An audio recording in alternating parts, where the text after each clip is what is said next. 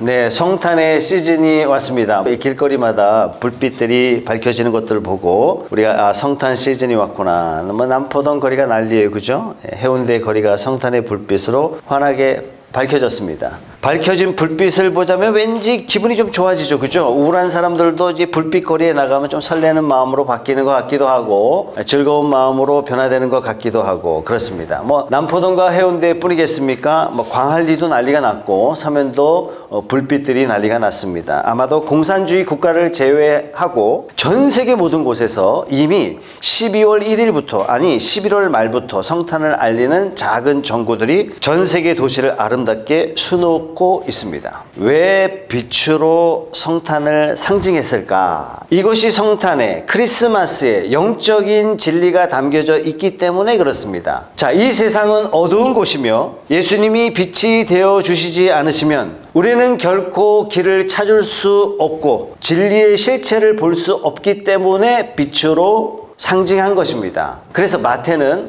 오늘 우리가 이사야를 읽었는데 이 본문을 인용해서 이렇게 선포합니다. 마태복음 4장 16절 말씀에 어둠에 앉아있는 백성이 큰 빛을 보았고 그늘진 죽음의 땅에 앉은 사람들에게 빛이 빛이었다. 요한복음 1장 9절 10절 말씀에 보면 참빛이 있었다. 그 빛이 세상에 와서 모든 사람을 비추고 있다. 그는 세상에 계셨고 세상이 그로 말미암아 생겨났는데도 세상은 그를 알지 못하였다. 세상이 어둡다. 무슨 뜻일까요? 성경에서 어둡다 이렇게 표현하는 뜻은 무슨 뜻이냐? 악과 무지, 죄와 비참함, 이 세상에 엄청난 고난과 방황이 가득하다. 이런 뜻으로 성경은 어둡다 이렇게 표현한 것입니다. 여러분, 예수님이 태어나실 때 이 세상이 어땠습니까? 이 세상은요, 폭력과 불의, 권력남용, 노숙, 압제, 피난, 이산가족, 한없는 슬픔, 대책 없는 삶. 놀랍게도요, 예수님 당시에 살으셨던 그때의 상황과 오늘날과 거의 흡사합니다. 세상의 어둠 속에 있다는 말은 악과 고난을 치유할 방법을 아무도 모른다는 뜻입니다. 세상이 어둡다, 방법이 없다는 뜻이에요. 이사야 9장 2절 말씀에 성탄을 알리는 가장 중요한 문구가 어떤 말씀이냐면 어둠 속에 헤매던 백성이 큰 빛을 보았다. 여러분, 이게 성탄절입니다. 여러분, 핸델의 메시아가 할렐루야가 반복되잖아요. 할렐루야 반복되는데요, 이 가사의 가장 중요한 부분이 어떤 내용이냐면 세상의 왕 되신 그리스도 우리의 주의 왕이 되셨도다. 그분은 영원히 다스리신다. 내용의 핵심입니다. 이사야 8장 맨 마지막 부분에 어떤 말씀이 시작되냐면 왜 우리에게 하나님으로부터 오는 빛이 중요한가? 왜 우리에게 이것이 필요한가? 이렇게 말씀하고 있어요. 이사야 8장 19절 말씀입니다. 그런데도 사람들은 너희에게 말할 것이다. 속살거리며 중얼거리는 신접한 자와 무당에게 물어보아라. 어느 백성이든지 자기들의 신에게 묻는 것은 당연하다. 산자의 문제에 교훈과 지시를 받으려면 죽은 자에게 물어봐야 한다. 이렇게 말하는 자들은 결코 동트는 것을 못 볼 것이다. 그들은 괴로움과 굶주림으로 이 땅을 헤맬 것이다. 굶주림으로 분노한 나머지 위를 쳐다보며 왕과 신들을 저주할 것이다. 그런 다음에 땅을 내려다보겠지만 보이는 것은 다만 고통과 흑암과 무서운 절망뿐일 것이니 마침내 그들은 짙은 흑암 속에 떨어져서 빠져나오지 못할 것이다. 무슨 말씀입니까? 세상은 괴로움을 해결하고자, 굶주림을 해결하고자 이 땅을 헤맨다는 거예요. 어떻게 나름대로 전문가를 찾아 헤맵니다. 심지어 무당을 찾아가 의지하고 그 방법을 모색해 보려고 하지만 결국 못 찾았어요. 그래서 어떻게 해요? 나중에는 정부를 탓해요. 정부를 욕합니다. 심지어 암울한 현실을 인간의 지능과 혁신, 새로운 미래를 만들 수 있겠다 하는 믿음을 가져보지만 결국 보이는 것은 뭐밖에 없다고요? 고통과 흑암과 무서운 절망뿐이다. 빠져나오지 못한다. 근데 지금하고 똑같지 않습니까, 여러분? 어떤 진보적 그리스도인들은 우리 그리스도인들에게 사랑이 있습니다. 우리 그리스도인들은 세상을 연합시킬 수 있습니다. 우리 그리스도인들이야말로 세상에 평화를 줄 수 있습니다. 왜? 우리가 빛이기 때문에 그렇습니다. 세상의 어둠을 몰아낼 수 있고 세상의 빈곤과 불의와 폭력과 악을 우리 그리스도인들이 맞서 싸워서 승리하여 쟁취할 수 있습니다 라고 말하는 그리스도인도 있지만 과연 그렇습니까? 아니요.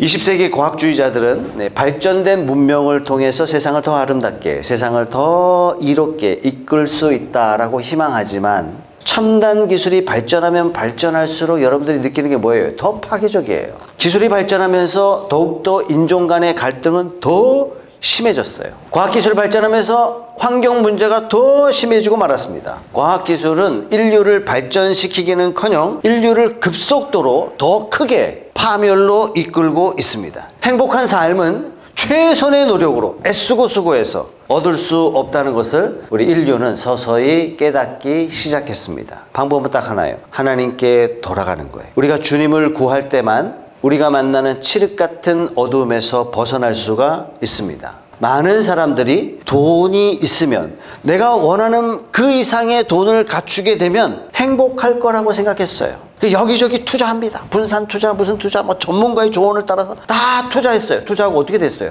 다 가난해졌어요. 원래 옛날에는 돈이 있었는데 투자하고 나니까 내가 은행에 갚아야 할 돈이 더 많아졌어요. 믿었던 돈으로부터 배신이 시작되었다. 저는 이 시대를 그렇게 정의 내리고 싶습니다. 하나님보다도 돈을 더 따라가요. 돈이 뭐가 돼 있냐면 돈신이 돼 있어요. 돈이면 다 되는 세상에서 그 돈으로부터 철저하게 인간이 버림을 당하고 있습니다. 돈을 추구하다가 돈을 갚기 위해서 돈을 벌어야 하는 시대가 되고 말았습니다. 왜 끊임없이 돈을 추구하죠? 돈을 내 손에 쥐게 되면 내가 마치 신처럼 군림할 수 있을 거라 착각하는 거예요. 왜? 돈이면 다 된다 생각하니까. 여러분, 역사를 보면 인간은 단 한 번도 정신을 차린 적이 없어요. 언제나 자신이 신이 아님을 늘 깨닫지 못하고 망각한 채로 살아가는 인간이, 이 역사가 우리에게 주는 교훈이에요. 우리가 하나님을 구할 때, 우리가 우리 주 예수 그리스도를 구할 때 진짜 행복으로 가는 길이 열리게 됩니다. 인간은 스스로 구원할 수 없어요.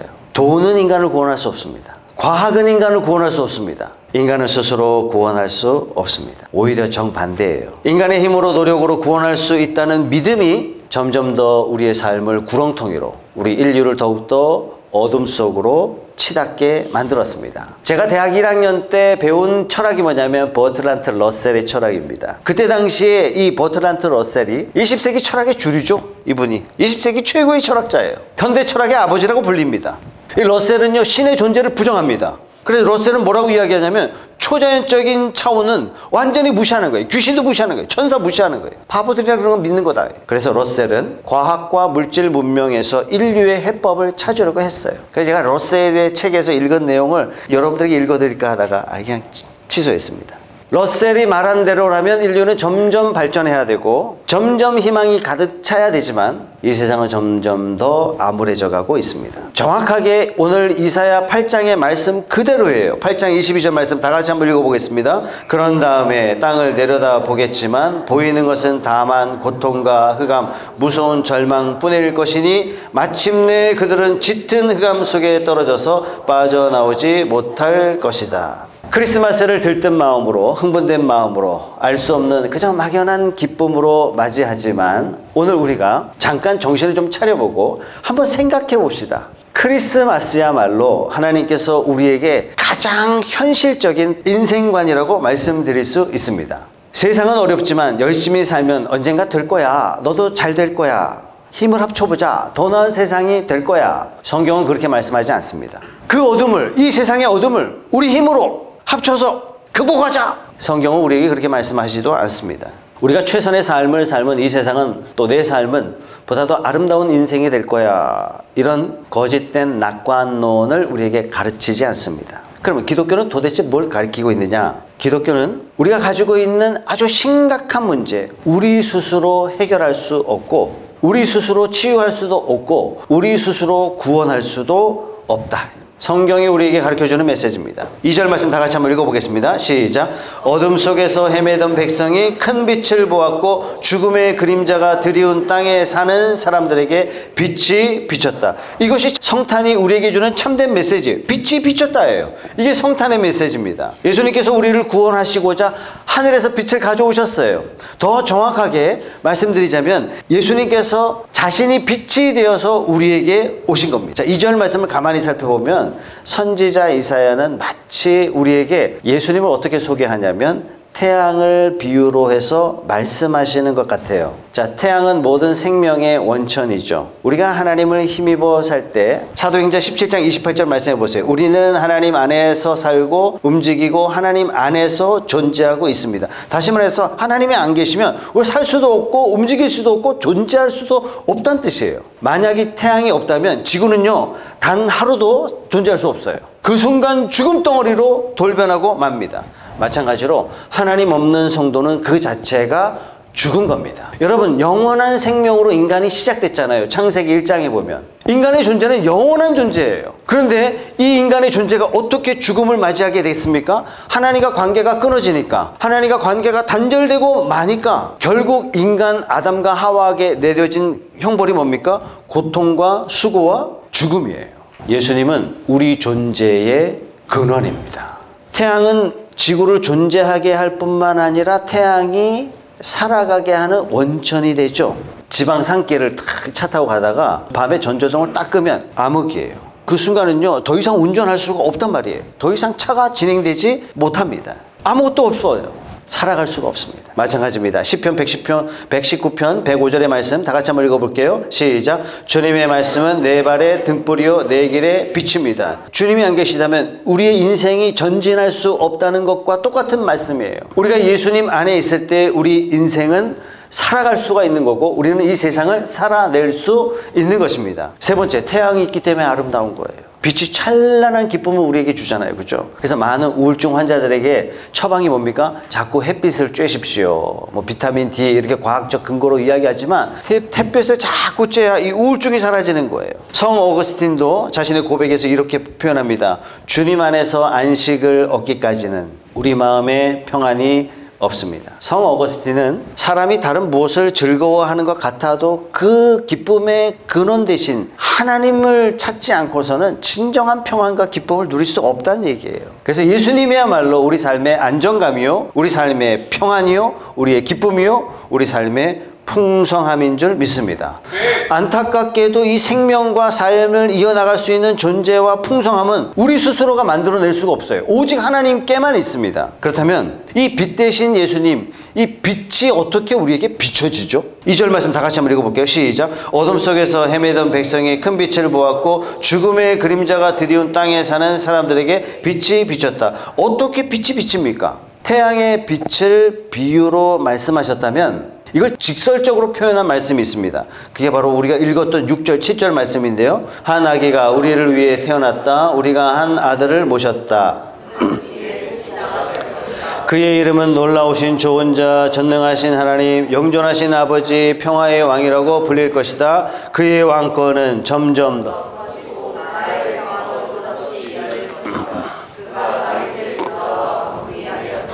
이제부터 영원히 공평과 정의로 그 나라를 굳게 세울 것이다. 만군의 주님의 열심히 이것을 반드시 이루실 것이다. 예수님을 어떻게 표현했냐면 놀라우신 조언자, 전능하신 하나님, 영존하시는 아버지, 평화의 왕. 여러분, 이런 표현들은 누구에게만 표현하냐면 오직 하나님께만 붙이는 칭호입니다. 근데 이 칭호를 어디다 붙였어요?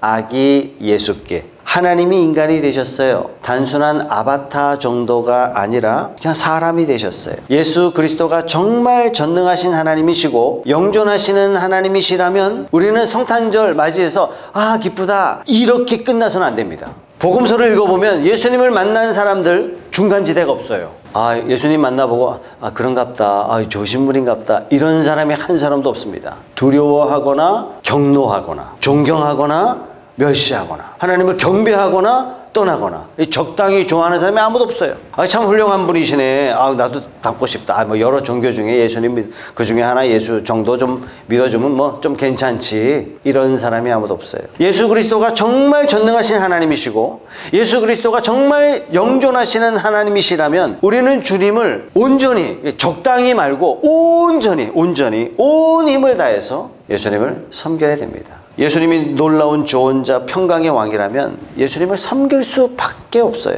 놀라운 조언자, 카운셀러거든요. 상담가예요.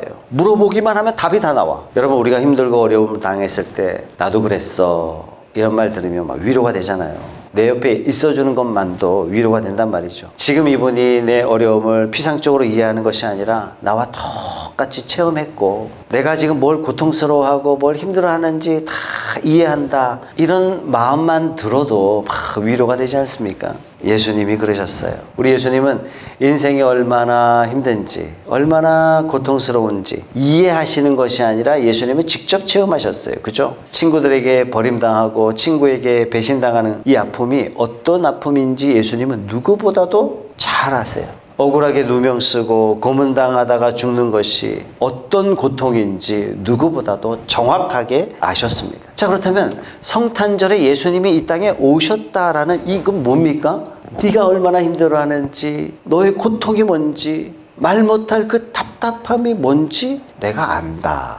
이게 성탄절이에요, 여러분. 영국의 소설가 도로시 세이어즈가 자신의 책에서 예수님이 이 땅에 인간의 몸을 입으신 것을 이렇게 표현했습니다. 우리 한자어로 성육신, 영어로 incarnation 이렇게 표현하는데, 성육신이란 어떤 이유로든 하나님이 우리를 넘어지도록, 고생하도록, 슬픔과 죽음을 당하도록 그냥 두시기로 하셨다는 뜻이다. 단 그분 자신도 정직하고 용감하게 똑같은 삶을 감수하셨다. 그분은 자신이 당하지 않으신 일이라면 그 무엇도 인간에게 요구하지 않으신다. 가정생활의 사소한 짜증, 고된 일과 재정 부족의 답답한 굴레에서부터 가장 참혹한 고통과 수모와 패배와 절망과 죽음에 이르기까지 인간의 모든 경험을 친히 겪으신 분이다. 그분은 가난하게 태어나 무한한 고통을 당하셨고 이 모두를 우리를 위해 얼마든지 가치 있게 여기셨다. 우리 믿는 자가 예수님께 순종해야 할 이유가 바로 여기 있는 겁니다.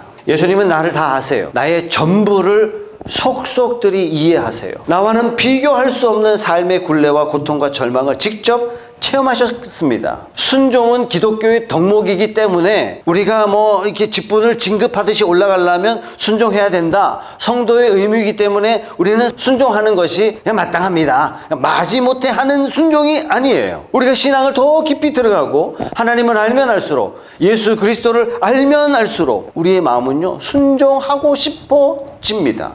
사망의 그늘에 앉아 죽어가는 백성들에게 오신 예수님은 우리의 유일한 빛이 되십니다. 자, 그렇다면 이 빛을 어떻게 나의 빛으로 할 수 있습니까? 우리 6절 후반절의 말씀에 그는 우리의 통치자가 될 것이다. 그의 이름은 놀라운 좋은 자, 전능하신 하나님, 영존하신 아버지, 평강의 왕이라고 불릴 것이다.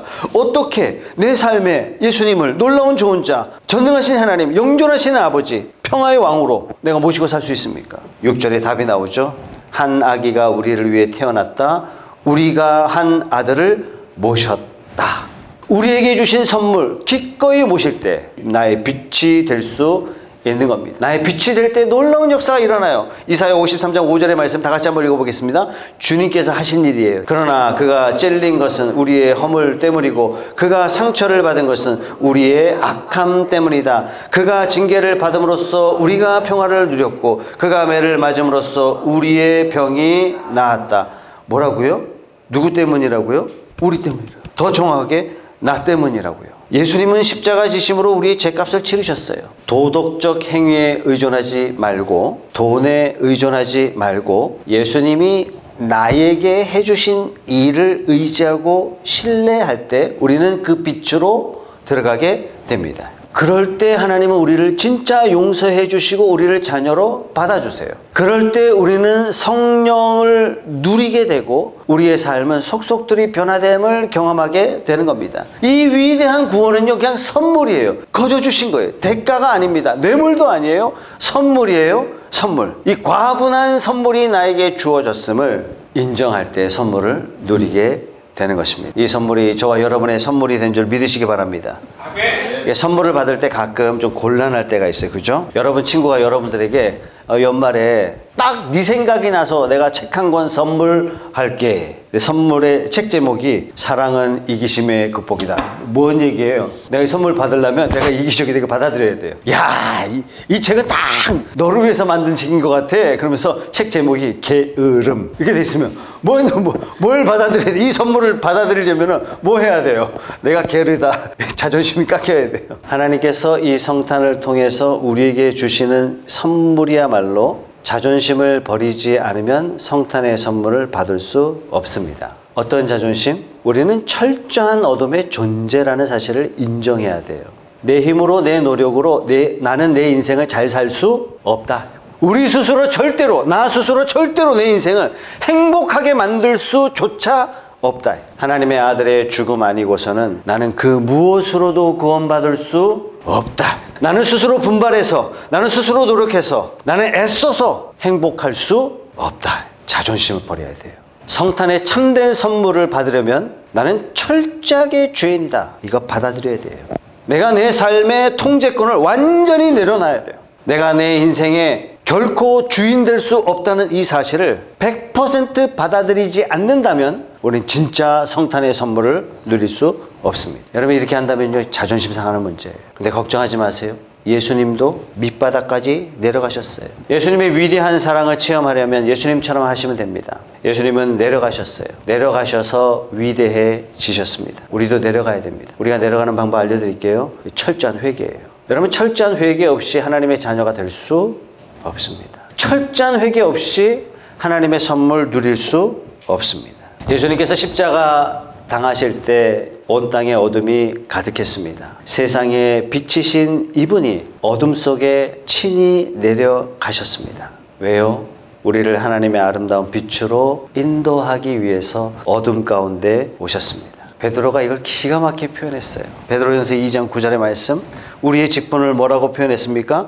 여러분은 택하심을 받은 족속이요, 왕과 같은 제사장들이요, 거룩한 민족이요, 하나님의 소유가 된 백성입니다. 왜요? 왜? 여러분을 어둠에서 불러내서 자기의 놀라운 빛 가운데로 인도하신 분의 업적을 전하도록.